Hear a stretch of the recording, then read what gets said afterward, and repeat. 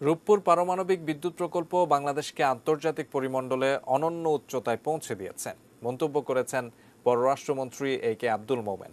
ইতিবাচক কাজে nuclear technology ব্যবহারের এই প্রকল্পে প্রতিবেশী রাষ্ট্রগুলোর বৈরিতা কোনো বাধা হবে না বলেও আশাবাদ তার।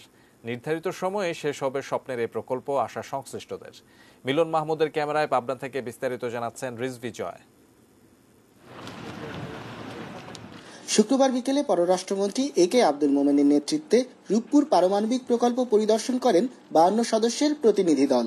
বিজ্ঞান ও প্রযুক্তি মন্ত্রী স্থপতি ইয়াফেস ওসমান ও প্রকল্প পরিচালক ডক্টর শৌকত আকবরের উপস্থিতিতে রাশিয়ান প্রকৌশলীরা এ সময় তাদের প্রকল্পের অগ্রগতি সম্পর্কে ধারণা দেন। আন্তর্জাতিক গুরুত্বপূর্ণ এই প্রকল্প সম্পর্কে দেশের কূটনৈতিক বিশেষজ্ঞদের প্রাথমিক ধারণা দিতেই এ সফর। বিদ্যুৎ প্রকল্পের সঞ্চালন লাইন সহ নানা কাজে চুক্তি রয়েছে ভারতের সাথে।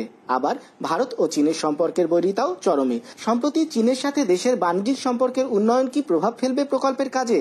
সংশয় উড়িয়ে দিয়ে মন্ত্রী জানালেন, উভয় দেশের সাথে বাংলাদেশের ভালো বন্ধুত্ব কাজে লাগিয়ে তাদের দূরত্ব কমাতে মধ্যস্থতাও করতে রাজি বাংলাদেশ। আমরা আমাদের দেশের স্বার্থে, আমাদের দেশের মঙ্গলের জন্য যা যা ভালো সেইটা আমরা করব। এইটা মাননীয় প্রধানমন্ত্রী এই ব্যাপারে অত্যন্ত দৃঢ়চিত্ততা।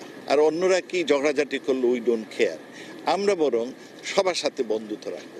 করোনা পরিস্থিতিতেও স্বাস্থ্যবিধি মেনে রাশিয়ান ও দেশীয় 8,000 কর্মীর রাত দিন পরিশ্রমে শিডিউল অনুযায়ী এগিয়েছে প্রকল্পের কাজ। রাশিয়া থেকে এসে পৌঁছেছে নিউক্লিয়ার প্রেসার ভেসেলও। অন্যান্য কারিগরি কার্যক্রম সম্পন্ন হলে আগামী ফেব্রুয়ারি নাগাদ সংযোজিত হবে মূল নিউক্লিয়ার বিল্ডিং এ, এমনটাই বলছেন প্রকল্প সংশ্লিষ্টরা। হেলথ ফ্যাসিলিটির জন্য যা যা দরকার আমাদের প্রত্যেকটা জিনিস আমরা মেনটেন করে প্রজেক্ট চালাচ্ছি। বাংলাদেশের ছেলেমেয়েরা কিন্তু দিনরাত কাজ করছে, সাধারণ শ্রমিক যারা, তাদেরও কিন্তু ওই হেলথের চেকিং এর ওখানে কেউ মানে এর বাইরে কেউ নাই। ভিতরে আর কিছু কাজ করার পরে আমরা এই যে একটা প্রেসার ভেসেল যেটা আছে সেটা আমরা ইনস্টল করবো। ইতিমধ্যে দেখেন পোলার ক্রেন চলে আসছে, পোলার ক্রেন আমরা ইতিমধ্যে একটা বিল্ডিং নিয়ে যাবো।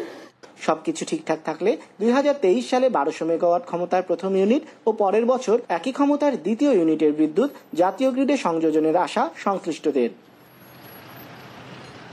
রিজভি জয়, ATN নিউজ, পাবনা।